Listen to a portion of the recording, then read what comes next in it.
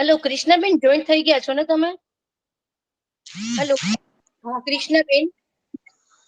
હા, હું જોઈન થઈ છું. હા, ઓકે. આપણે બુક ટોક શરૂ કરવા જઈ રહ્યા છીએ. નમસ્કાર.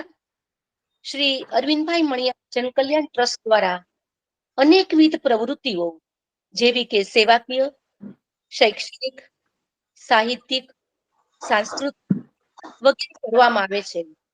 જે પૈકી આજે આપણે મળ્યા છીએ સાહિત્યલક્ષી પ્રવૃત્તિ શોધકના માધ્યમથી. તો આ તકે હું જાહ્નવી લાખાણી અહીં ઉપસ્થિત સર્વે શ્રોતાગણ તેમજ આજના વક્તા શ્રી કૃષ્ણાબેન સોનીનું હું હૃદયપૂર્વક સ્વાગત કરું છું, અભિવાદન કરું છું.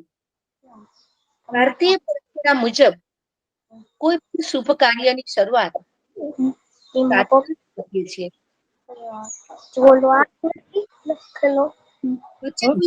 ચાલુ છે તો માઇક બંધ કરી દેશો પ્લીઝ. ભારતીય પરંપરા મુજબ કોઈ પણ શુભ કાર્યની શરૂઆત આપણે પ્રાર્થનાથી કરીએ છીએ. તો આવો આપણી સંસ્કૃતિને વંદન કરીને કાર્યક્રમની શરૂઆત કરીએ.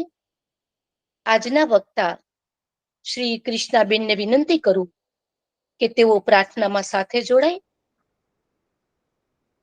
ઓમ સહના ભવતુ સહનૌ ભુનક્તુ સહ વીર્યમ કરવાવહે તેજસ્વિના વધિતમસ્તુ મા વિદ્વિષાવહે. ઓમ શાંતિ શાંતિ શાંતિ.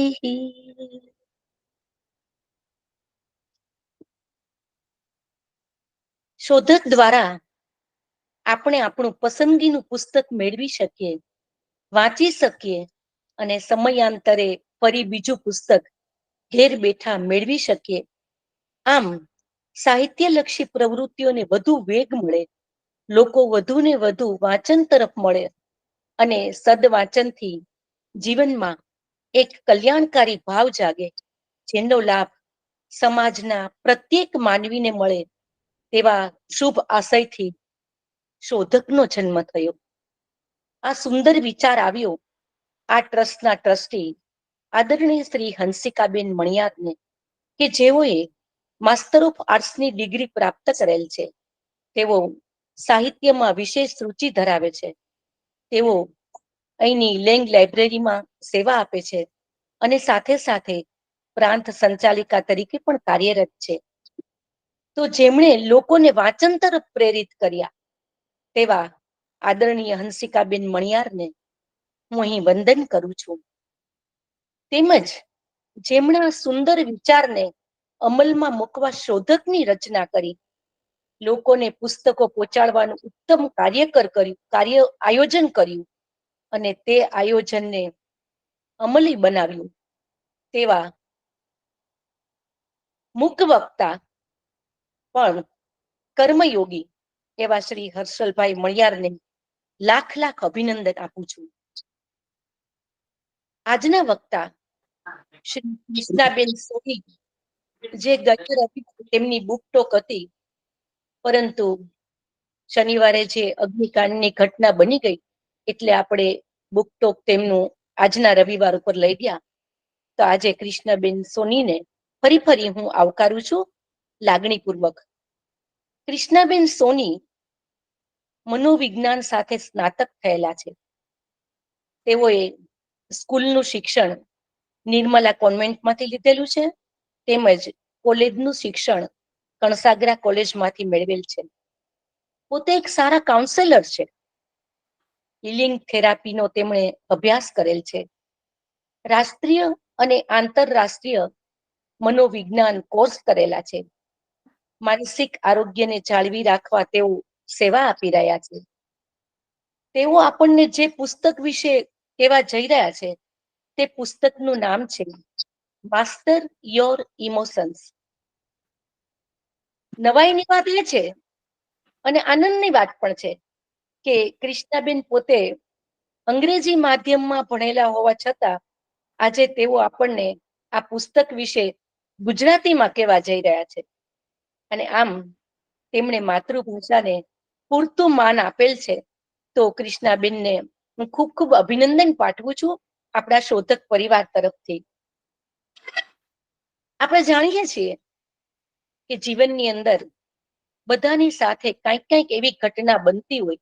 એક સામાન્ય કહીએ તો કોઈ પણ બાળકને 10th કે 12th કંઈક ઓછા માર્ક્સ આવે, પોતાની કારકિર્દીમાં કોઈક ઇન્ટરવ્યુ આપ્યો હોય અને તેઓ ફેલ થાય તો પણ તેમને નકારાત્મકતા આવી જતી હોય છે, નેગેટિવિટી.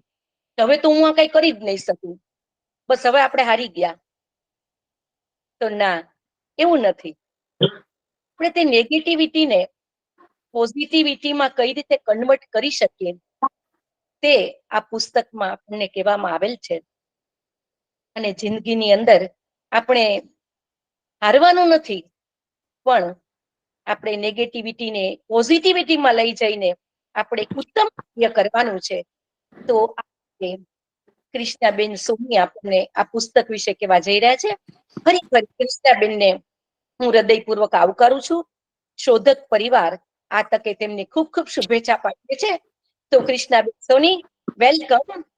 આપ આ પુસ્તક વિશે કહી શકો છો. ધન્યવાદ.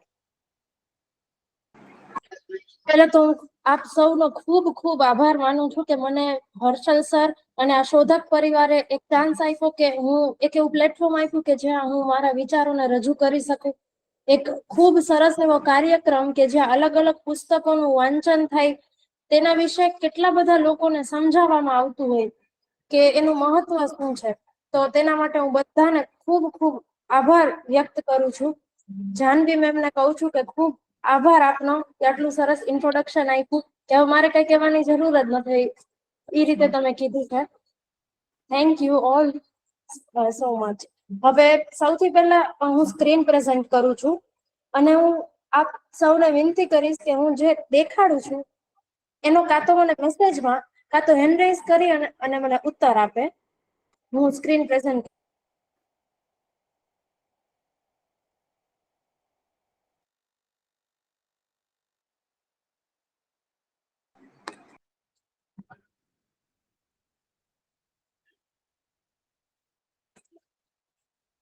અહીંયા એક ઇમેજ મેં દેખાડ્યું છે, આઈ થિંક લોડ થાય છે.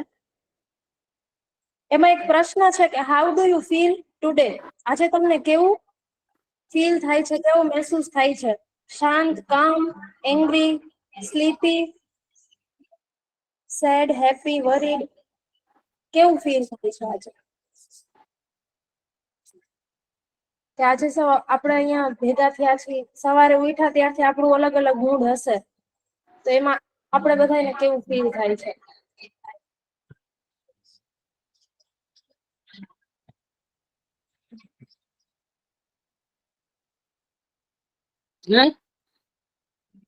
ઘણા બધા લખે છે મેસેજમાં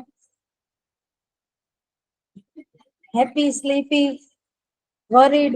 ઓકે, તો એવું કહી શકાય કે આ બધી આપણી અંદરની ભાવનાઓ છે, લાગણીઓ છે, કે જે આપણે સમય જેમ પસાર થતો જાય એમ આપણે દેખાડતા હોય. કે એવું કહી શકાય કે આ બધા આપણા ઇમોશન છે, કે દરરોજ જયારે આપણે છીએ ત્યારે કાંઈક ને કાંઈક આપણને અહેસાસ થતો હોય, અંદરથી આપણને કંઈક ફીલ થતું હોય, એ આપણે દેખાડતા હોય. તો આ અત્યારે જે આપણે જોયું કે આપણે કાં તો આપણને નીંદર આવતી હોય એવું લાગતું હોય, કે આપણે થાકી ગયા હોય, કે આપણા જે ખુશ હોય કે ના આજનો દિવસ મારો આટલો સરસ રીતે ઉગ્યો છે, તો કંઈક સારું થશે. તો એવી જ રીતે આ બધા જે આપણી ભાવનાઓ છે, લાગણીઓ છે, એનું આપણા જીવનમાં ખૂબ જ મહત્વ હોય છે. ઘણીવાર આ બધી જે લાગણીઓ હોય એ આપણા જીવનનું સંચાલન કરતી હોય, એવું કહી શકાય. કે આપણે કેવી રીતે આ બધી લાગણીઓને સાચવીએ છીએ, આપણા જીવનમાં આપણે કેવી રીતે એનો ઉપયોગ કરીએ છીએ એ બધું ખૂબ જ મહત્વનું હોય છે અને ગણાય છે. આ જે પુસ્તક છે માસ્ટર યોર ઇમોશન્સ, થીબોટ મેરુસ્કે લખેલી આ જે પુસ્તક છે એમાં આપણને એ સમજાવવામાં આવ્યું છે કે આપણી જે લાગણીઓ હોય, આપણી ભાવનાઓ હોય એનું આપણે કેવી રીતે સારી રીતે સંચાલન કરી શકીએ, કે જેમાં જે નકારાત્મક હોય એને આપણે સકારાત્મક કેવી રીતે બનાવી શકીએ. આજે અહીંયા આપણે જયારે આ પુસ્તક વિશે ચર્ચા કરશું તો એવું નહીં કે ખાલી હું જ બોલીશ અને તમે સૌ સાંભળશો, એવું નહીં. આપણે બધા ચર્ચા કરશું કે ના, આપણે ક્યાંક ને ક્યાંક આપણા જીવનમાં જે નકારાત્મકતા હોય એ ક્યાંક ને ક્યાંક જોઈ હશે, અથવા આપણને એવું થયું હશે કે આ એક એવો પોઈન્ટ આવી ગયો છે કે જે જીવનનું કઈ મહત્વ રહ્યું જ નથી. શું મારું જીવન આટલું ખરાબ પણ હોઈ શકે કે મારું લાગણીઓનું કે મહત્વ જ નથી? ઘણીવાર આવા બધા પ્રશ્નો આપણને થતા હોય તો એ બધા પ્રશ્નોનો જવાબ આપણને પુસ્તકમાંથી મળશે. મેં સર્વપ્રથમ જયારે આ પુસ્તક વાંચી, એનું વાંચન કર્યું, ત્યારે મને એ શીખવા મળ્યું કે આપણે જયારે કોઈ પણ પરિસ્થિતિને જોતા હોય તો એ આપણી જે દ્રષ્ટિ છે જોવાની એને આપણે બદલવાની જરૂર છે. ઘણીવાર આપણને એમ થતું હોય કે ના, જે પ્રોબ્લેમ છે એ મારું આજુબાજુનું વાતાવરણ છે, મારું આજુબાજુના જે માણસો છે એમાં એક પ્રોબ્લેમ છે કે એ લોકો મને એકદમ નિરાશ અને હતાશ રાખે છે. પણ ઘણીવાર એવું હોતું નથી. મેઇન પ્રોબ્લેમ કહી શકાય એ બને કે આપણી અંદર જ હોય, કે જેમ આપણે યુવા જોશમાં ડિસ્કસ કરીએ છીએ, આપણું મગજ જ બધું નક્કી કરે છે. એકદમ સાચી વાત છે કે આપણું જે અર્ધ જાગ્રત મન છે, સબકોન્શિયસ માઇન્ડ છે, એમાં જેટલા વિચારો રહેલા છે એ પ્રમાણે આપણું જીવન ચાલતું હોય.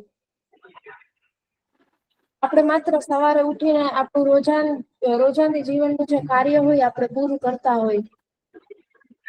સવારે કામે જાય, અથવા બાળક હોય તો એ તેની નિશાળે જશે, સ્કૂલે જશે, એનું હોમવર્ક કમ્પ્લીટ કરશે. કોઈ યુવાન હશે તો તે નોકરીએ જાય, પોતાના કામ ધંધે જાય, એનું કામ કરશે, સાંજે આવશે થાકેલા પાકેલા એના પરિવાર સાથે સમય વિતાવશે, અથવા કદાચ થાકને સાઈડમાં મૂકીને એના પરિવાર સાથે સારી રીતે રહેશે જેનાથી એનો થાક દૂર થાય, અને રાત્રે પાછા સુઈ જશે અને બીજા દિવસ સવારથી પાછું એ રૂટીન. તો આપણો જે જન્મ થયો છે એ આ રૂટીન કરવા માટે નથી થયો. ના, બોજ ઉપાડવા માટે આપણો જન્મ નથી થયો. તો હું એક કોટ કહેવા માંગીશ કે જે આ પુસ્તકમાં સર્વપ્રથમ લખાયેલો છે. ઇંગ્લિશમાં છે, પછી આપણે એનું ગુજરાતીમાં સમજણ મેળવીએ. The mind in its own place, the mind in its own place and in itself can make heaven of hell and hell of heaven. એવું જ્હોન મિલ્ટન નામના એક પોએટ એટલે કે કવિએ કીધું છે કે આપણું મગજ પોતે જ પોતાની અંદર જ ખૂબ સરસ મજાના સ્વર્ગમાંથી નર્ક પણ બનાવી શકે છે, અને જો નર્ક આપવામાં આવે તો એ નર્કને સ્વર્ગ પણ બનાવી શકે છે. આપણા મગજમાં, આપણી લાગણીઓમાં, આપણા વર્તનમાં એટલું બધું આપણે કઈ કે એટલું સ્ટ્રોંગ છે, ખૂબ મજબૂત છે કે એ આપણા જીવનની જે જીવન શૈલી છે રોજે રોજની, એ એકદમ ચમત્કારિક રીતે બદલાવી શકે છે. હેલો, જે ડીના નામથી જોડાયેલા છે ને તે પોતાનું માઇક પ્લીઝ બંધ કરી દે. ડીના નામથી જોડાયેલ છે, પોતાનું માઇક પ્લીઝ બંધ કરે. Thank you.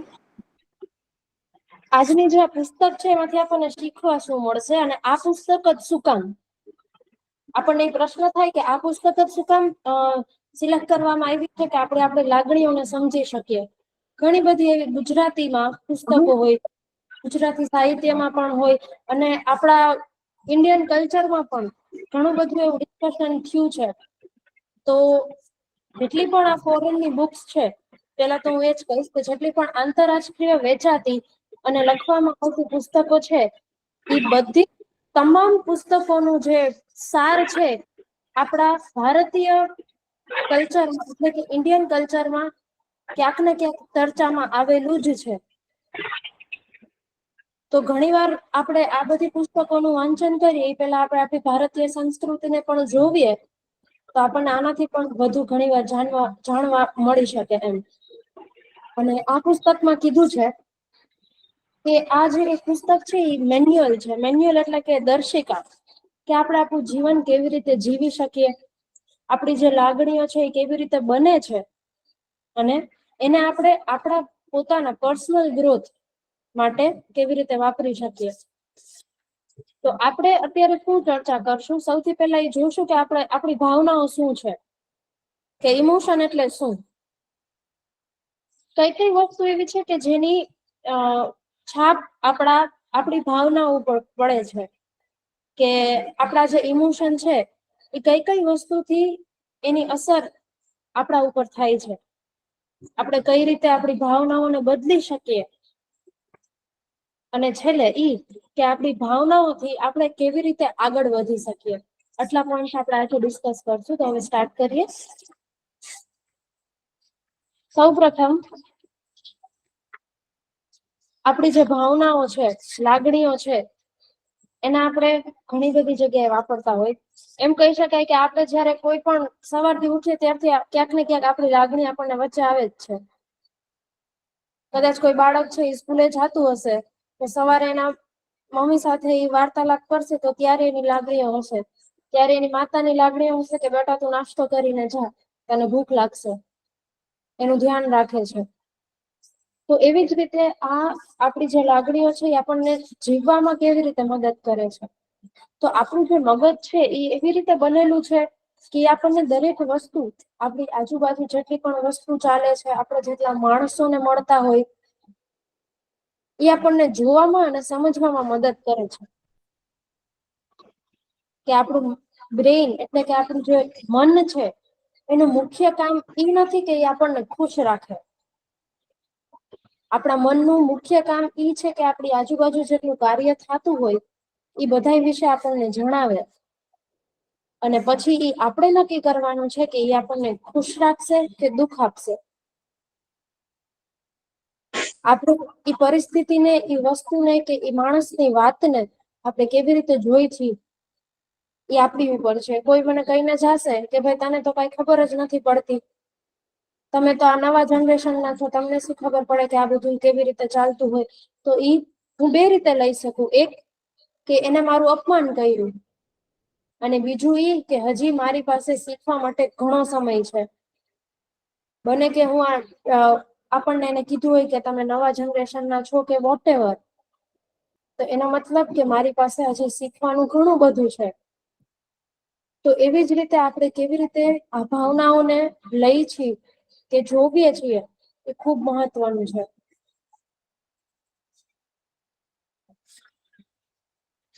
આપણા બોડીમાં કેટલા બધા એવા હોર્મોન્સ હોય, એવા ન્યુરો ટ્રાન્સમીટર્સ હોય કે જે આપણને રોજે રોજ જીવવામાં અને અમુક પરિસ્થિતિઓમાં થી નીકળવા માટે આપણને મદદ કરતા હોય. જેમ કે ડોપામિન કરીને એક છે કે જેનું મુખ્ય કારણ એ છે કે આપણને જે સામાન્ય ખુશીનો અહેસાસ થતો હોય એ આપણને આપે.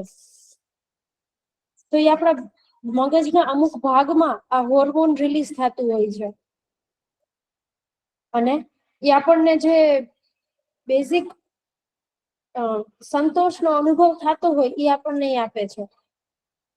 તો એ આપણા ઉપર છે કે આપણે એને કેવી રીતે યુઝ કરીએ. ઘણી વાર આપણને ઈચ્છા થાય કે ના આજે તો મારે બર્ગર કે પીઝા ખાવા જ છે, બહુ ટાઈમ થઈ ગયો, એનો ટેસ્ટ મને ભૂલાઈ જાય પેલા પાછું એકવાર હું લઈ લઉં. તો એ આપણા મનમાં જે જાગતી ઈચ્છા છે એનું છે. તો કાં તો આપણે એવું જંક ફૂડ એટલે કે અનહેલ્ધી ફૂડ ખાઈને સંતોષ મેળવી શકીએ, કાં પછી આપણે એ જે હોર્મોન છે એને એક હેલ્ધી ફૂડ અને હેલ્ધી ડાયટ તરફ વાળી અને એ રીતે આપણે એને સંતોષ આપી શકીએ.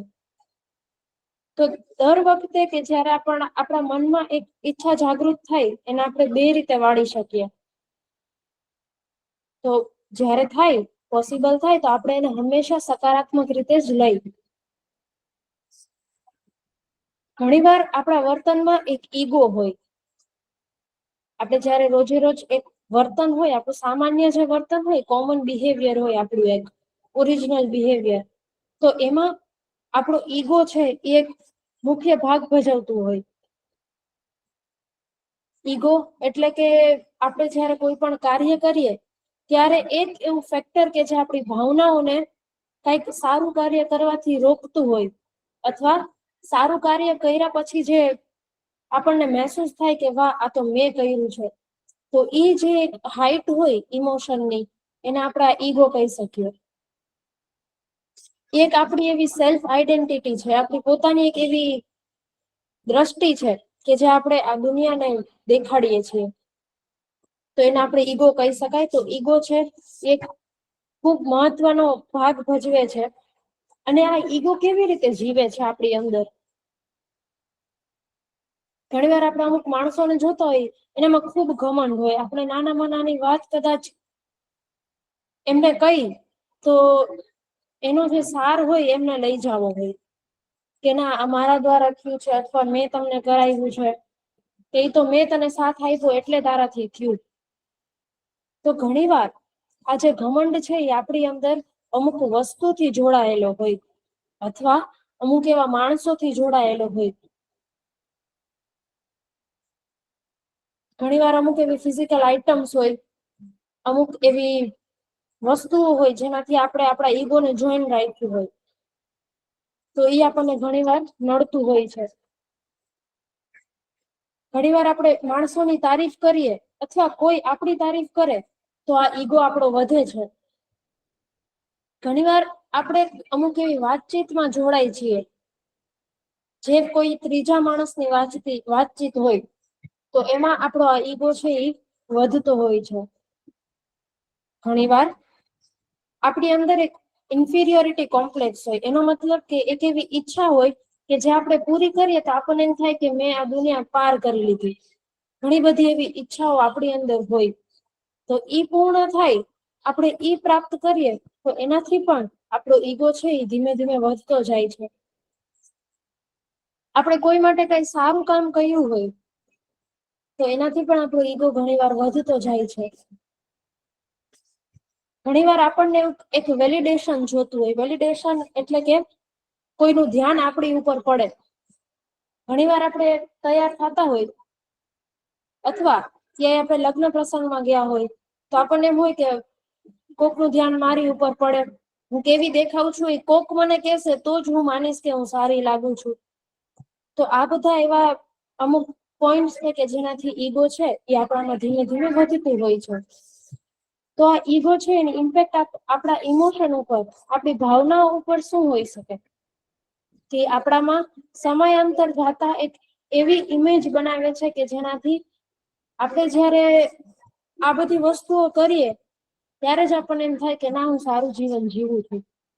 જ્યાં સુધી મને કોઈ કહે નહીં કે હું સારી લાગુ છું, કે હું સારું કામ કરું છું, કે ના હું તો સારા પુસ્તકો વાંચું છું, ત્યાં સુધી આપણને એવું લાગે જ નહીં કે ના, હું કંઈક સારું કરી રહી છું. તો આ બધા એવા પોઈન્ટ છે કે જેનાથી આપણી અંદર ઈગો ધીમે ધીમે વધતું જાય છે, અને છેલ્લે આપણને ખબર પડે કે ના, આ તો એક આપણો નકારાત્મક વિચારધારા છે કે જે આપણને અહીંયા સુધી લઈ ગયું, એવું કહી શકાય. ઘણી વાર એવું બને કે આપણા જે નકારાત્મક વિચારો છે એ નકામા નથી હોતા. એનો મતલબ કે ઘણીવાર આપણે પોતાને એવો દોષ આપતા હોય કે જે કાંઈ પણ ખરાબ થાય છે મારા જીવનમાં એ મારા લીધે જ થાય છે, મારો જ વાંક છે કે આ બધી પરિસ્થિતિ અહીંયા ઊભી થઈ. તો આપણે નકારાત્મક જે ભાવનાઓ છે એને દબાવવાનું નથી, ઉલટાનું આપણે કેમ, જેમ આપણી સામેથી એક માણસ પસાર થતો હોય, આપણે એને ફક્ત જોશું કે બસ એ વયો ગયો, એવી જ રીતે આપણી આ બધી નકારાત્મક ભાવનાઓ છે એને ફક્ત આપણા મગજમાંથી ખાલી પસાર થઈ જવા દેવાની છે. એને આપણે રોકવાની પણ નથી, અને આપણા મનમાં જગ્યા પણ નથી આપવાની. જ્યારે આપણે એને મનમાં જગ્યા આપશું કે રોકશું, તો એવું બને કે આપણને ક્યાંક ભવિષ્યમાં એ નડતર રૂપ થાય.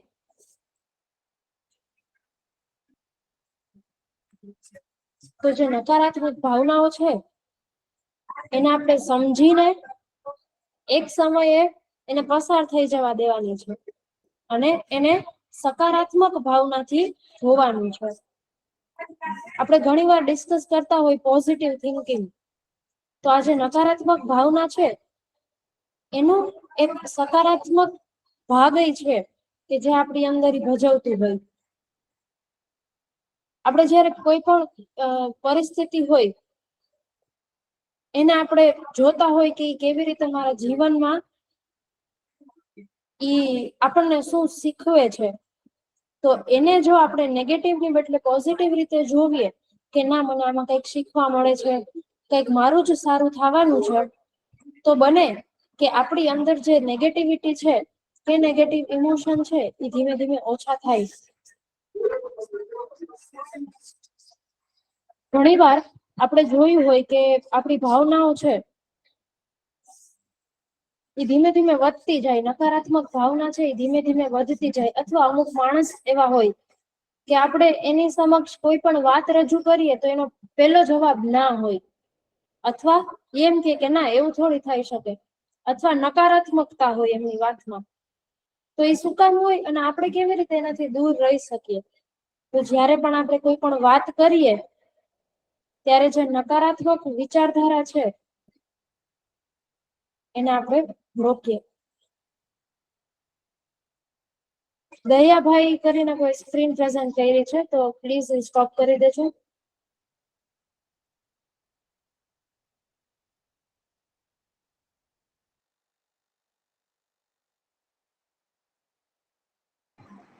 ઘણીવાર આપણી જે ભાવનાઓ હોય એની પાસે મેગ્નેટિક પાવર હોય. એનો મતલબ કે એ બધું એના તરફ ખેંચી લે છે.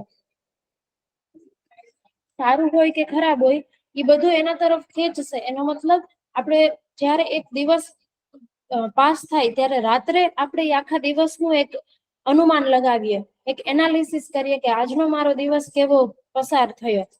તો ત્યારે આપણે જોઈ કે આપણે ગમે એટલા આત્મવિશ્વાસી હોય, આપણામાં ગમે એટલો કોન્ફિડન્સ હોય, તો પણ અમુકની વાત આપણા સુધી પહોંચી જાય છે ને આપણા મનને એક રીતે ઇમ્પેક્ટ કરે છે. તો આપણે નો થવા દઈ. અને કેવી રીતે નો થવા દેવું? આપણને જયારે કોઈ પણ વાત જાણવા મળે અથવા કોઈ દ્વારા કોઈ વાત છે જ્યાં નકારાત્મક છે એ આપણા સુધી પહોંચે, તો આપણે એને ફક્ત એક વિચાર તરીકે જોવીએ. એક એવો વિચાર કે જે આપણી સમક્ષ પસાર થઈ ગયો છે પણ આપણે એને મનમાં લીધો નથી.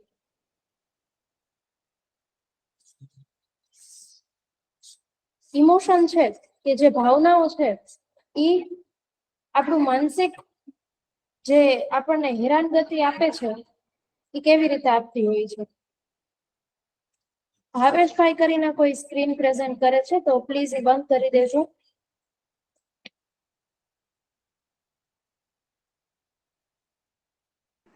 હેલો ઘણી વાર આપણે ભાવેશભાઈ, પ્લીઝ, તમે સ્ક્રીન પ્રેઝન્ટ કર્યું છે, બંધ કરી દેશો પ્લીઝ. ભાવેશભાઈ, આપે સ્ક્રીન પ્રેઝન્ટ કર્યું છે, પ્લીઝ બંધ કરી દેશો.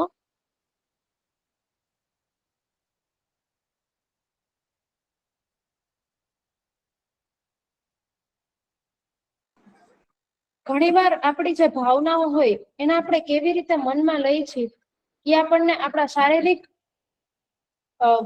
આપણને દેખાય છે. ઘણીવાર આપણને કઈ શારીરિક દુખાવો થાય કે આપણને નબળાઈ લાગે, તો એનો મતલબ સમજવો કે ક્યાંક ને ક્યાંક આપણા મનમાં માનસિક રીતે કઈક ખરાબ કે ખોટું ચાલી રહ્યું છે. ઘણી વાર એવું થાય કે ફોર એક્ઝામ્પલ કે આપણને મમ્મી એ બહુ જ ખીજાણા હોય, અથવા આપણાથી કોઈ મોટા હોય એમને આપણી ભૂલ માટે આપણને ખીજાણા હોય કે કઈ વધારે કહી દીધું હોય, તો આપણે મનમાં લઈ લીધું હોય, તો ઈ દિવસે આપણે બસ સુતા રહેશું, કોઈને બોલાવશું નહીં, આપણને થાક લાગશે. તો એનો મતલબ કે આપણે જયારે કોઈ પણ વાતને આપણા મન સુધી પહોંચવા દઈ છીએ, અથવા કોઈ નકારાત્મક ભાવના કે વિચાર છે એને આપણા મન સુધી પહોંચાડીએ છીએ, તો એ આપણને આપણા શરીરમાં શારીરિક રીતે દેખાય છે. તો આપણને ઘણી વાર જે શારીરિક દુઃખ અનુભવ થતો હોય એ આપણા માનસિક દુઃખના લીધે હોય. તો આપણે ધ્યાન રાખીએ કે આપણે કોઈ પણ વાત હોય એ મન સુધી પહોંચવા દઈ નહીં. આપણે જેટલું સાંભળવું છે, આપણે જેટલું જરૂરી છે એટલું જ આપણા મન સુધી આપણે પહોંચાડીએ, એ ખૂબ જ જરૂરી છે. એમાં આજકાલના જીવનમાં કે જ્યાં કામ, ભણતર અને સ્ટ્રેસ જ હોય બધી જગ્યાએ, ત્યાં ખૂબ જ જરૂરી છે કે આપણે એકદમ એલર્ટ રહી અને આપણે આપણા આજુબાજુના વાતાવરણમાંથી એવી જ વસ્તુ ગ્રહણ કરીએ કે જે આપણા માટે મહત્વપૂર્ણ છે અને આપણા જીવનમાં એ આપણને સફળતા તરફ અથવા શાંતિ તરફ પહોંચાડશે.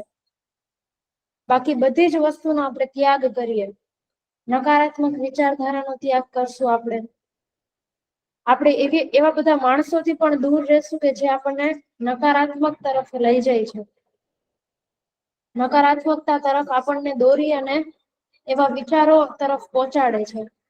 તો એ ખૂબ જ મહત્વનું છે.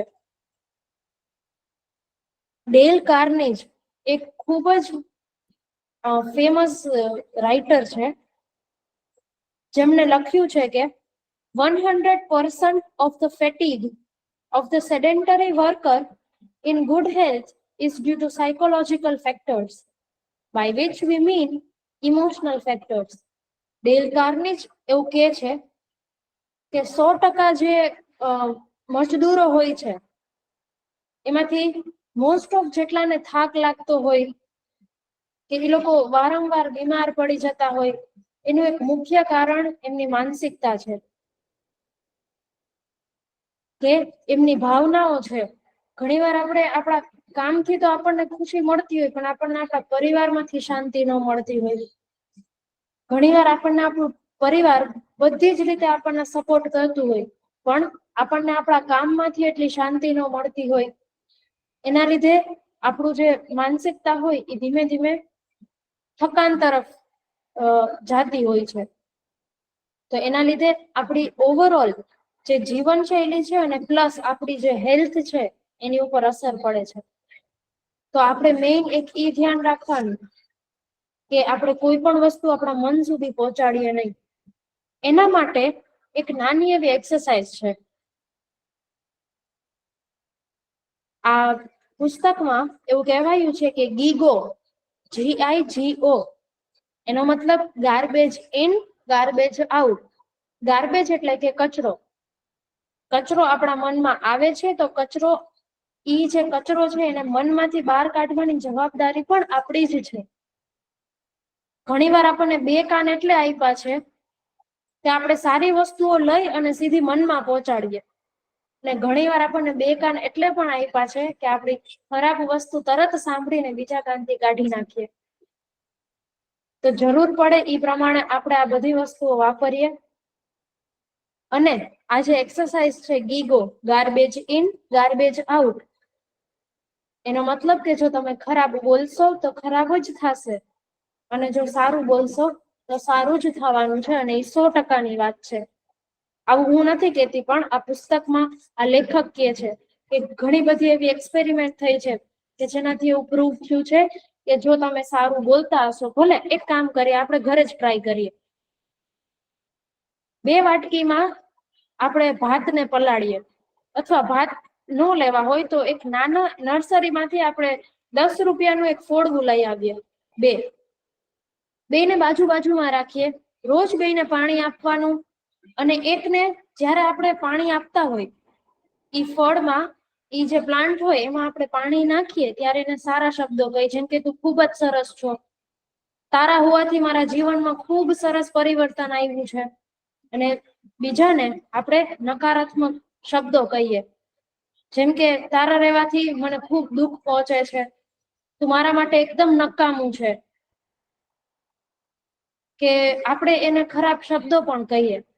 ભલે બે બાજુમાં જ છે, બેને સરખું પાણી જ આપવામાં આવ્યું છે, પણ જે શબ્દો આપણે કહી છીએ એનાથી અઠવાડિયામાં જ એક જે ફોડવું હશે એ મુરઝાઈ જશે, અને બીજું હશે એ ખૂબ સરસ રીતે ફૂલ આપવા માંડ્યું હશે. આવું ઘણી બધી એક્સપેરિમેન્ટ ભારતમાં અને વિદેશમાં પણ થઈ છે. તો એનાથી આપણને શીખવા મળે કે આપણા જે શબ્દો છે, આપણા એક શબ્દો આપણા જીવનમાં ખૂબ એટલે ખૂબ છાપ મૂકીને જાય છે. કદાચ આપણે સારું બોલતા હશું તો આપણને દેખાશે કે આપણું જીવન ધીમે ધીમે પરિવર્તન તરફ જઈ રહ્યું છે, સકારાત્મક રીતે. પણ જો આપણે નકારાત્મક બોલતા હશું, આપણને એમ લાગે આપણે મસ્તીમાં બોલીએ છીએ, ચાલો શું ફેર પડશે, પણ ના, એવું નથી હોતું. એકાદ બે વાર બોલ્યા હોય તો ઠીક છે, પણ ઘણી વાર આપણે આપણા રૂટીનમાં જયારે એ વારંવાર દોહરાવતા હોય ત્યારે એનો આપણા જીવનમાં ચોક્કસપણે અસર થાય જ છે. એક એવી સ્ટડી થઈ છે કે જેમાં દેખાડે છે કે કઈ વસ્તુથી આપણી ભાવનાઓ ઉપર અસર થાય છે. તો સૌથી પહેલા આપણે એ જોયું કે આપણી ભાવનાઓ શું છે, કે આપણા શારીરિક રીતે પણ એ આપણને અસર દેખાડે છે, જો એ માનસિક રીતે એકદમ ઊંડી હોય તો.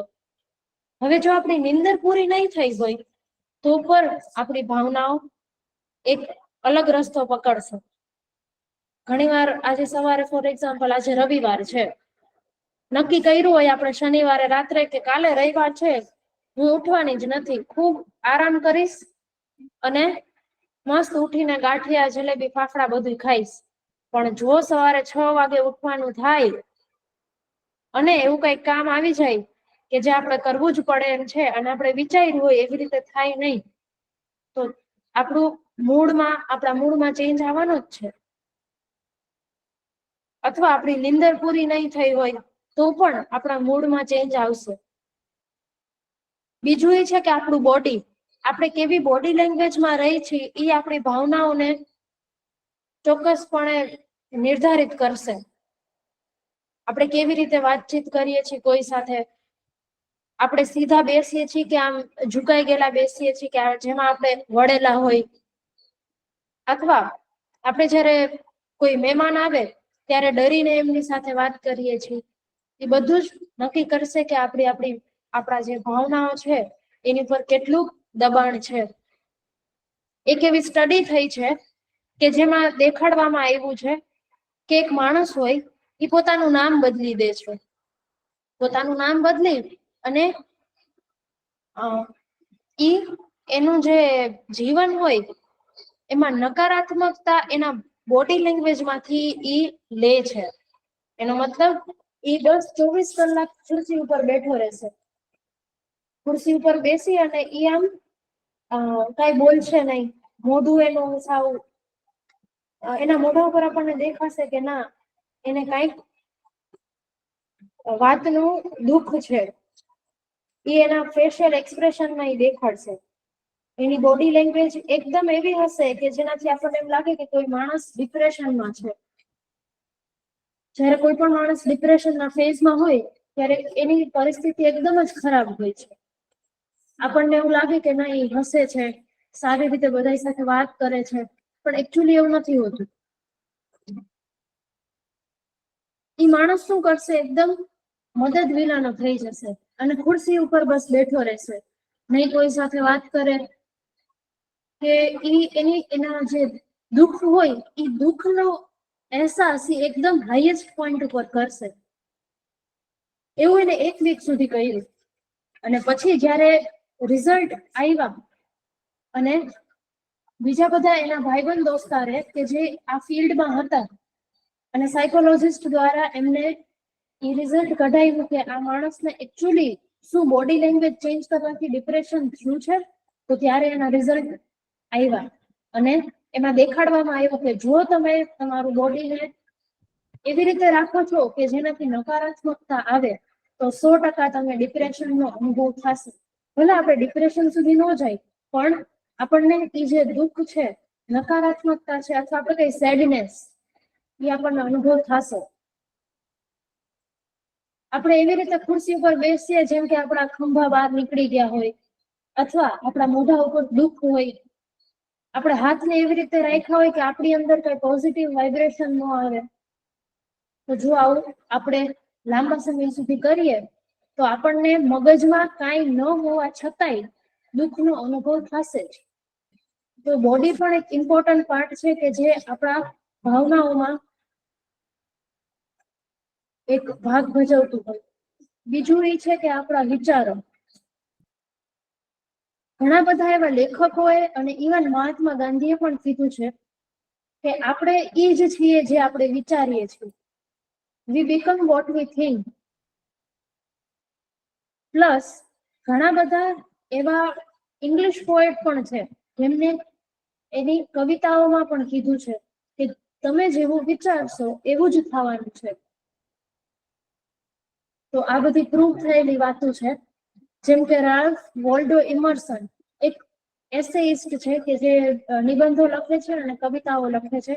એમને પણ કીધું છે કે આપણે આખા દિવસમાં જે વિચારતા હોય અથવા આપણા આખા દિવસમાં મગજમાં પાછળ જે વિચારો ચાલતા હોય, ભલે એ સારું જીવન ના હોય કે આપણે જીવનમાં શું મેળવવું છે, ભણતર ના હોય કે આપણે પોતાને ખરાબ રીતે જોવીએ છીએ ઈ હોય, તો ઈ જ આપણે બનીશું. અને આ જ વિચાર આપણે બીજાને પણ ફેલાવશું વાઇબ્રેશન થ્રુ. તો એવું નથી કે ખરાબ વિચારધારાથી ખાલી આપણે પોતાને જ નુકસાન પહોંચાડીએ છીએ, પણ આપણી આજુબાજુ રહેતા માણસો, આપણા પરિવારજનો, ઘણી વાર આપણે જોયું હોય કે આપણા ઘરમાં પપ્પા કે દાદા જો સારા મૂડમાં ન હોય તો આપણે બધા ચેતી જશું કે ભાઈ જો ખોટી મસ્તી કરશું નહીં. આપણે બને એટલી એમને શાંતિ આપશું કે ચલો એ કામ ધંધામાંથી આવ્યા છે, બને કંઈક સ્ટ્રેસ હશે તો આપણે એવી વાતો કરીએ જેનાથી ઈ રિલેક્સ થાય. તો એવી જ રીતે આપણાથી બીજા પણ શીખે છે અને એની ઉપર પણ અસર થતી હોય છે. આ પુસ્તકમાં એમ પણ કીધું છે કે જ્યારે તમારી સમક્ષ કોઈ ભાવના આવે, કોઈ પણ લાગણી આવે, તો પેલા આપણે એનું ઇન્ટરપ્રિટેશન કરીએ. એનો મતલબ આપણે એને જોઈ કે એ ભાવના અથવા એ ઇમોશન છે એ સાચે શું સમજવા જેવું કે આપણા સુધી પહોંચાડવા જેવું છે. એને આપણે ઇન્ટરપ્રિટ કરીએ, એનો મતલબ એનું એનાલિસિસ કરીએ કે એ જે મને વિચાર આવ્યો છે અથવા એ જે લાગણી મારાથી અથવા મારા સામેથી પસાર થઈ રહી છે એ મારા માટે મહત્વની છે કે નહીં. જો એ મહત્વની હોય તો જ આપણે એને પોતાની સાથે જોડીએ, અને જો મહત્વની નથી તો આપણે એ લાગણીને બસ પસાર થઈ જવા દઈ, આપણે એને પોતાની સાથે જોડીએ નહીં. જેમ કે હું એક સ્ટુડન્ટ લાઈફમાં છું, મને એમ છે કે ના આ સ્ટુડન્ટ લાઈફમાં એકચ્યુઅલી એક્ઝામ્સ હોવી જ ન જોઈએ, એનાથી મારો આત્મવિશ્વાસ ઓછો થાય છે. મને હિંમત નથી આવતી કે હું એક્ઝામ માટે કઈ પ્રિપેર કરું. તો પેલા આપણે આ વિચારને સમજવાનો કે આ વિચાર સાચે મને હિંમત આપે છે કે નહીં.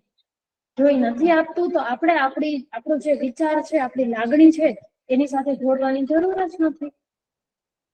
અને જો આપણે એની લાગણી એની સાથે નહીં જોડીએ તો એ બીજી વાર આપણા માઇન્ડમાં રિપીટ થશે જ નહીં. અને જો એ રિપીટ થશે તો એ એક સ્ટ્રોંગ ઇમોશન બનાવશે. એનો મતલબ કોઈ પણ લાગણી આવી તો આપણે એને પેલા ઇન્ટરપ્રિટ કરીએ. એક નાનું એવું ફોર્મ્યુલા છે કે જેને આપણે જો રોજે રોજ અપ્લાય કરીએ તો ઘણો બધો ફેર આવી શકે. એનો મતલબ કે કોઈ લાગણી આવી તો પેલા આપણે એને ઇન્ટરપ્રેટ કરીએ, જોઈએ કે આ મારા માટે મહત્વની છે કે નહીં. જો નથી તો આપણે એને પોતાની સાથે જોડીએ નહીં. હવે આપણી સાથે જોડાય છે કેવી રીતે? કોઈ પણ લાગણી હોય, કોઈ પણ વિચાર હોય, એને આપણી સાથે જોડાવા માટે એક એવો ટાઈમ પીરિયડ જોઈએ કે જેમાં આપણે એમ થાય કે ના એકદમ સાચી વાત છે, આપણે એને અંદર સુધી લઈ જાય, તો એ આપણે નથી કરવાનું. બીજું, આપણે એને રિપીટ નથી કરવાનું આપણા માઇન્ડમાં. ઘણી વાર આપણને કોઈ અપશબ્દ કહીને જાય કે તું આવો જ છો, તારાથી કઈ થઈ શકે એમ જ નથી, તો આપણે એને ફક્ત ઓકે અને થેન્ક યુ કહી અને એ થોટને આપણે જવા દઈએ. પણ જો આપણે એને આપણા માઇન્ડમાં રિપીટ કરતા રહેશું તો ધીમે ધીમે કદાચ આપણે એવા નહીં હોય તો આપણે એવા બનવા હોય. જયારે કોઈ નાના બાળકનો જન્મ થાય ત્યારે એ એક સોલ છે, એ એક આત્મા છે, તો એ પણ એનું એક મહત્વપૂર્ણ ધ્યેય લઈને આવ્યું છે. આપણે એને શીખવાડવું નથી પડતું કે બેટા તું આમ કરીશ ને તો જ તું જીવનમાં આગળ આવીશ. અને આપણે એકબીજાને એક શરીરથી નહીં પણ એક આત્માથી જોવીએ તો આ દુનિયા ખૂબ જ સરસ થઈ જશે. કારણ કે દરેક આત્મા પોતાનો ધ્યેય અને પોતાનું જે કાર્ય છે એ પહેલેથી જ નક્કી કરીને આવે છે. કોઈ નાનું બાળક હોય એને આપણે ખાલી રસ્તો દેખાડશું તોય અને સાચા સંસ્કારો આપશું તોય એ જીવનમાં ઘણું આગળ આવશે. આપણે એને શીખવાડવું નહીં પડે કે તું આમ નહીં ને આમ કર. એક લેવલ આવશે કે જયારે એને સમજણો થશે ત્યારે એને ખબર પડવા માંડશે કે મારો ધ્યેય શું છે.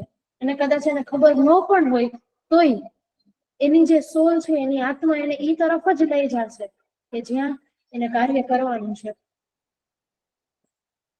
અને આમાં એક હજી એક્સરસાઇઝ આપેલી છે કે જયારે નાનું બાળક હોય એને આપણે પહેલેથી જ એના ઇમોશનને રજૂ કરવા માટે જગ્યા આપીએ.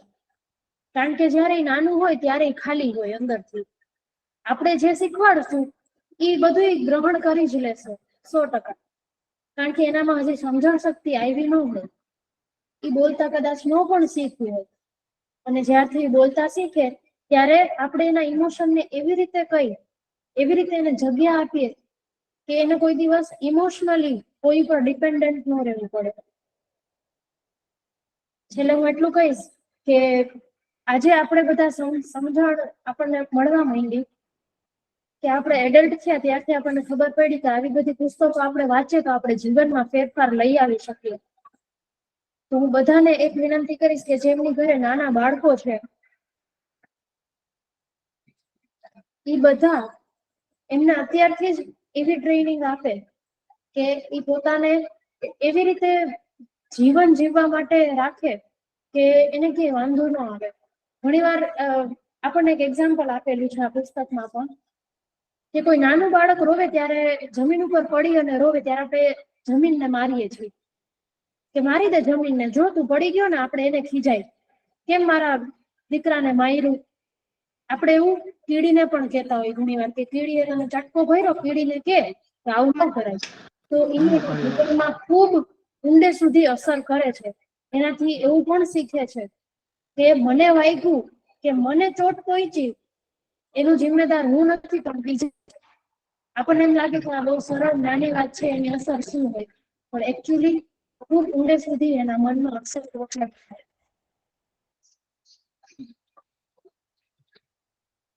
ડિપ્રેશન, જેલસી એટલે કે આપણને બીજા તરફ એક એમ હોય કે એ કેમ આગળ આવે છે, હું નહીં.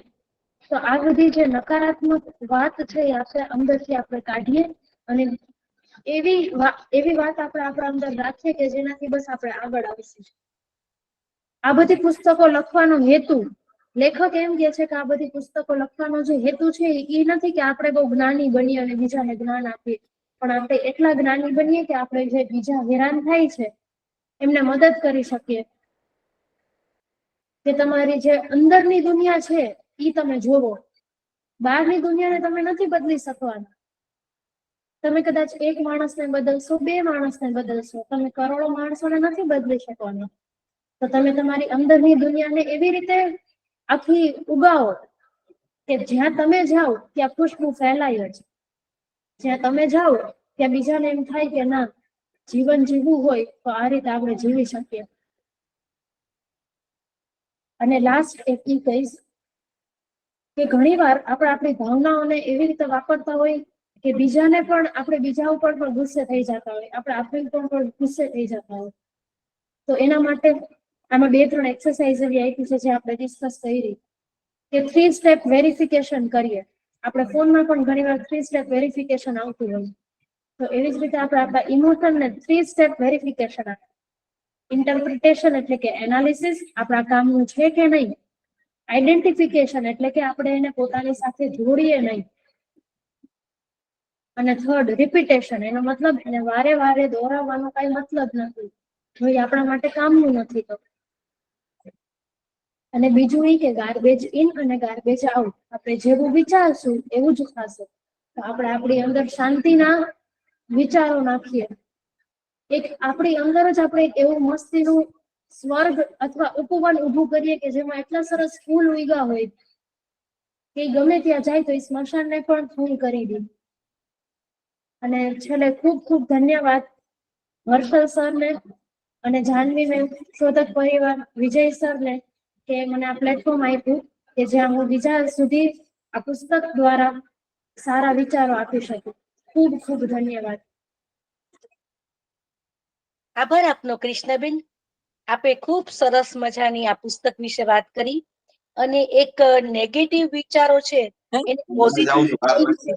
હેલો. હા જાનવીબેન, હા એક મારે કહેવાનું છે કે અહીંયા જે બધા જોડાયેલા છે ને એને જી ચેટમાં ઓલી લિંક જરા મૂકી દો ને કૃષ્ણાબેન, એ બધા એમાં ટેલિગ્રામ ગ્રુપમાં જોઈન્ટ થઈ જાય. જી કારણ કે આવતી વખતથી આપણે એમાં આપણે આ મીટિંગ કરવાના છે. જી ઓકે. તો આ બધા લોકો છે ને હમણાં આમાં લિંક મૂકે છે અને ગ્રુપમાં લિંક મૂકે છે શોધક બુક ટોક વાળામાં, અને આમાં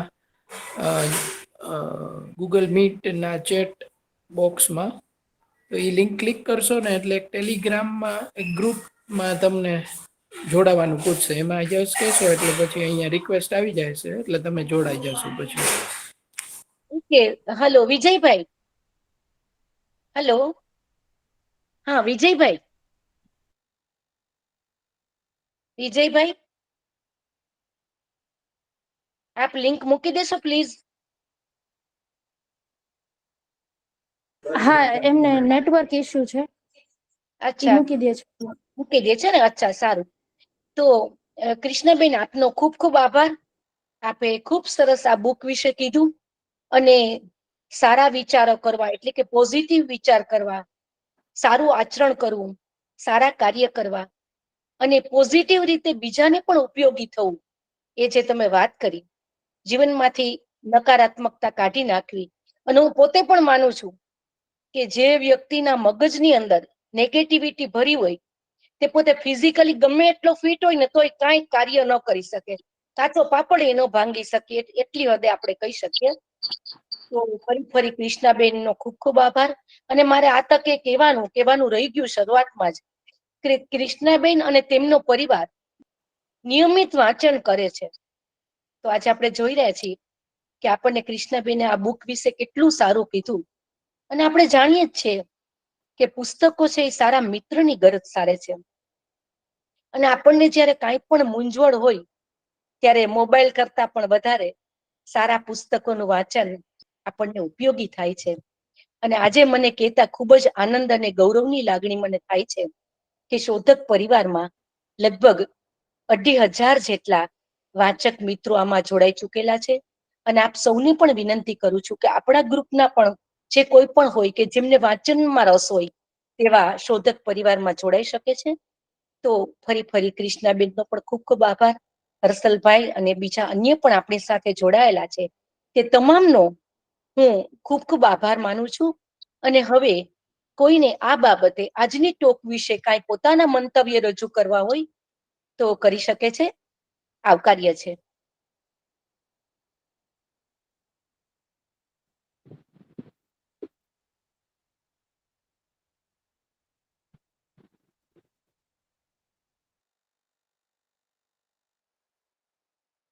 વિજયભાઈ, શોભનાબેન, માનસીબેન બધા જોડાયેલા છે. તો કોઈને પણ આજની બુક ટોક વિશે પોતાના કઈ વિચારો રજૂ કરવા હોય. હા માનસીબેન. માનસીબેન હેલો મેમ, આવે છે અવાજ મારો મેમ? જી કહી શકો છો. હેલો.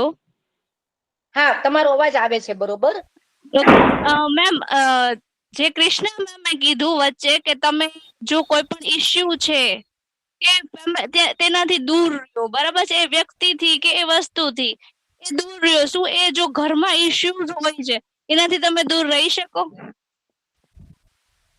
જે ઇશ્યુઝ છે પોતાના દ્વારા ક્રિએટ કરેલો છે, મીન્સ કે આપણા જે ફેમિલી મેમ્બર્સ છે કે કોઈ બીજા સાથે ઇશ્યુ છે, આપણા ફ્રેન્ડ્સમાં ઇશ્યુ છે, તો એ ઇશ્યુઝથી તમે કેમ દૂર રહી શકો?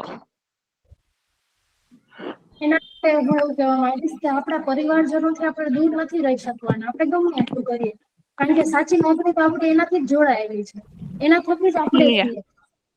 તો જો ઘણીવાર આપણા પરિવારમાં એવા અમુક હોય કે જેનાથી આપણને નકારાત્મકતા આવતી હોય તો આપણે ઓકે. આપણું શિલ્ડ જ એવું બનાવીએ, આપણે આપણા મનને એવી રીતે ઢાંકી દઈ કે ઈ નકારાત્મકતા આવે જ નહીં. પણ આપણે સમજીએ કે માણસમાં વાંધો નથી, એની વિચારધારામાં કદાચ પ્રોબ્લેમ હોય તો આપણે લેટ ગો કરી શકીએ. અત્યારે જે ઇશ્યુઝ છે હાલમાં, જે ફેમિલી ઇશ્યુઝ હોય છે, હસબન્ડ વાઈફ વચ્ચે હોય છે કે ડોટર મધર વચ્ચે હોય છે, જે ઇશ્યુઝ હોય છે એ ઇશ્યુઝ બાબતે આપ શું કહી શકો મેમ? આઈ થિંક તમારો અવાજ કટ થાય છે, તો એકવાર રિપીટ કરી દો. હેલો, આપણે જે હા. ઘરમાં ઇશ્યુઝ ફેમિલીઝમાં જ ઇશ્યુ હોય છે મોસ્ટલી, એ જ ઇશ્યુ આપણને વધારે ઇફેક્ટ કરે છે, કારણ કે ઓફિસમાં તો તમે 8 hours જ જો અપ્રોક્સ, એનાથી વધારે નથી.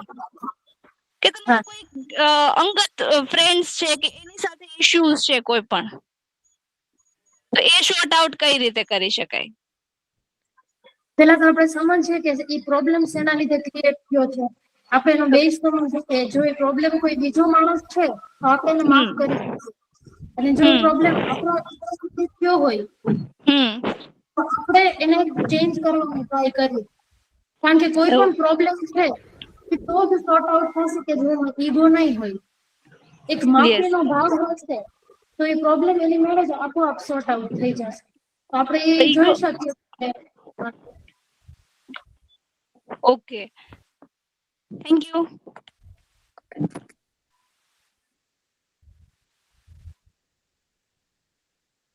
ઓકે, બીજા કોઈને કાંઈ આ બુક વિશે કે કાંઈ વિચારો વિશે જાણવું હોય તો હાથ ઊંચો કરી શકો. દીપકભાઈ, શોભનાબેન, વિજયભાઈ છે, અશોકભાઈ છે, કોઈને કાંઈ કહેવું હોય, પોતાના વિચારો રજૂ કરવા હોય તો કરી શકે છે. હા, હલો. હા, અશોક જી. બોલું છું હું. કૃષ્ણાબેન અને ઓર્ગેનાઇઝર, બહુ સરસ તમે રજૂઆત કરી આટલી નાની ઉંમરે આ ગહન વિષય ઉપર. અને સૌથી વધારે તો વિશેષ એ લાગ્યું કે તમારી સ્ટેબિલિટી ઓફ ઇમોશન્સ છે એ વચ્ચે કોઈ એ પ્રેઝન્ટ કરતું હતું ને ડિસ્ટર્બન્સ હતું, તો તમે બહુ સારી રીતે કોમ્યુનિકેટ કર્યું અને વિધાઉટ ગેટિંગ ડિસ્ટર્બ, એ સૌથી અમને તો એક ઉદાહરણ લાગ્યું કે આટલી ઉંમરે પણ તમે ઇમોશન્સને જે કહેતા હતા અને વેલિડેટ થતું હતું, ઓટોમેટિકલી વેલિડેટનું તમે જે કહેતા હતા એ અનુમોદિત થતું હતું કે તમે જે કહો છો એ તમે અમલમાં મૂકી શકો છો, અને એકદમ અમને સ્પર્શે છે. ખૂબ ખૂબ અભિનંદન. અને આ માસ્ટર એ બહુ સરસ સબ્જેક્ટ છે, અને ઘણા લોકો અંગ્રેજી માટે સમય ના હોય તો તમે એ લોકોનો આટલો બધો સમરી સરસ કરી શકી. ખૂબ આનંદ, આભાર અને ખૂબ ખૂબ શુભેચ્છાઓ. Thank you. ધન્યવાદ અશોકભાઈ, ધન્યવાદ. અચ્છા, રવિરાજભાઈ. હા, રવિરાજ. જી મેડમ, આ જરા હિલિંગ વેલકમ. થેરાપી વિશે જણાવશો? કારણ કે જો આપણે સોલ્યુશન છે આગ લાગી હોય તો એના માટે સોલ્યુશન બેસ્ટ પાણી છે, તેમ આ બધા પ્રશ્નો છે જો હિલિંગ થેરાપી યુઝ કરીએ તો જલ્દી ઉકેલ આવી શકે, એ માટે એના વિશે થોડું જણાવશો? હા, એકચ્યુઅલી હીલિંગ થેરાપી થી આ બધું સોલ્યુશન થાય, બટ હું એવું માનું છું પર્સનલી કે ગમે એટલી થેરાપી અવેલેબલ હોય, બેસ્ટ થેરાપી આપણી પોતાની છે કે આપણે જો કંટ્રોલ કરતા શીખી જાય ઇમોશનને તો એનાથી બેસ્ટ કોઈ વસ્તુ છે જ નહીં. છતાંય આજે હીલિંગ થેરાપી હોય છે અથવા બીજી બધી જેટલી પણ થેરાપી ઘણી બધી હોય, એનાથી ચોક્કસપણે આ લાગણીઓમાં અને આપણા મનમાં ફેરફાર આવી શકે છે.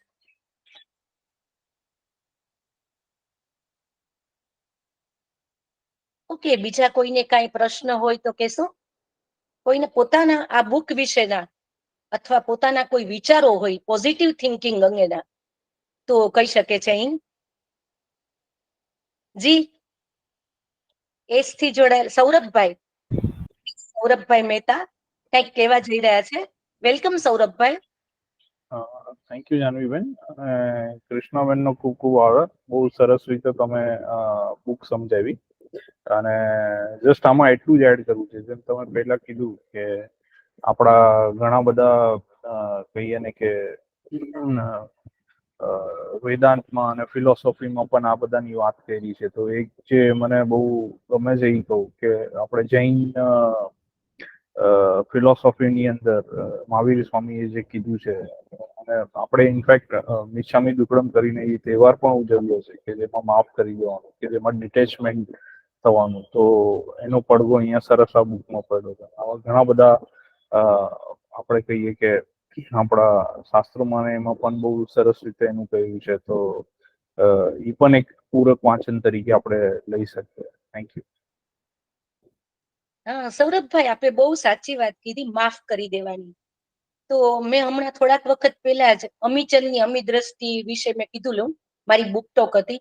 અને એમાં અમીચંદભાઈ એક જ કરે છે કે હંમેશા સારા કાર્ય કરવાના અને બધાને માફ કરી દેવાના અને સકારાત્મક પોઝિટિવ થિંકિંગ કરવાનું.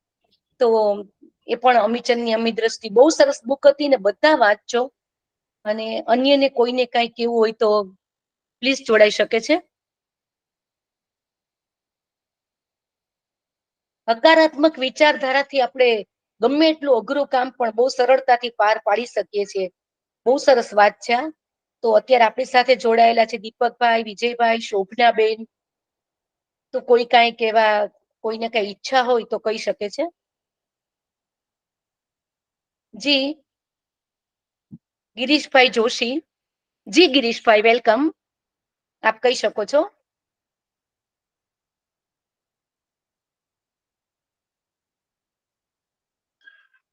જી ગિરીશભાઈ જોશી, આપનું માઇક બંધ છે ગિરીશભાઈ. ઓકે, હા, અવાજ આવી રહ્યો છે આપને? હા, આવે છે, હવે ઓકે. આવે છે. કૃષ્ણાને ખૂબ ખૂબ શુભેચ્છા. એમણે સરસ પોતાની સમજણ પ્રમાણે પોતાની નાની ઉંમરમાં પણ સારી રીતે પ્રેઝન્ટ કર્યું. આખી બુક ટોક તો જોઈન નહોતો કરી શક્યો, છેલ્લે 15 મિનિટથી જોઈન થયો છું. મારે તો એટલું જ કહેવું છે કે એક્ઝામ્પલ આપવું છે કે, અને બ્રાહ્મણ છો એટલે બ્રાહ્મણનું એક્ઝામ્પલ આપે એ વધારે સારું લાગે બીજાનું આપવા કરતા. હે ને? એક બ્રાહ્મણ ગામડામાં યજમાન વૃત્તિ કરવા માટે જાય એટલે યજમાનના ઘરે જાય એટલે કોઈ વસ્તુ આપે, કોઈ લોટ આપે, કોઈ બીજી વસ્તુ આપે, એમ લે. પણ એનો દીકરો પણ એના મામાના ઘરે ભણતો તો એ વેકેશનમાં આવ્યો અને એના પિતાજીને કે હું આવું તારી સાથે? તો કે હા, કઈ વાંધો નહીં, તું પણ આવ બેટા. હે ને? પાઠશાળામાં સરખું ભણજે, સારું વાંચજે, નહીતર તારે પણ આ કામ કરવું પડશે એમ. એટલે દીકરો પણ એની સાથે જોડાયો. 1 દિવસ, 2 દિવસ, એમ 3 દિવસ એવી રીતે જોડાતો ગયો. એવામાં એક ઘર આવ્યું એટલે સામાન્ય રીતે એક મર્યાદા હોય, એટલે બહેનોની સામે બ્રાહ્મણ છે જોવે નહીં, મોઢું નીચું રાખે ને જે નાખવું એમાં નાખી દે. કોઈ લોટ નાખે, કોઈ બીજી વસ્તુ નાખે. એવામાં એક ઘરે દરરોજ જાય પણ એ બેન બહાર જ ના આવે. પણ પછી સમાજમાં વાતો થવા માંડી કે બ્રાહ્મણ માગવા માટે આવે છે પણ કંઈ આપતા નથી, એટલે એને શરમ આવી. એટલે એ બેને અંદરથી એક વાટકીમાં કંઈક વસ્તુ ભરીને લાવ્યા અને લોટની જે થેલી હતી એમાં પધરાવી. એ દીકરાએ જોયું.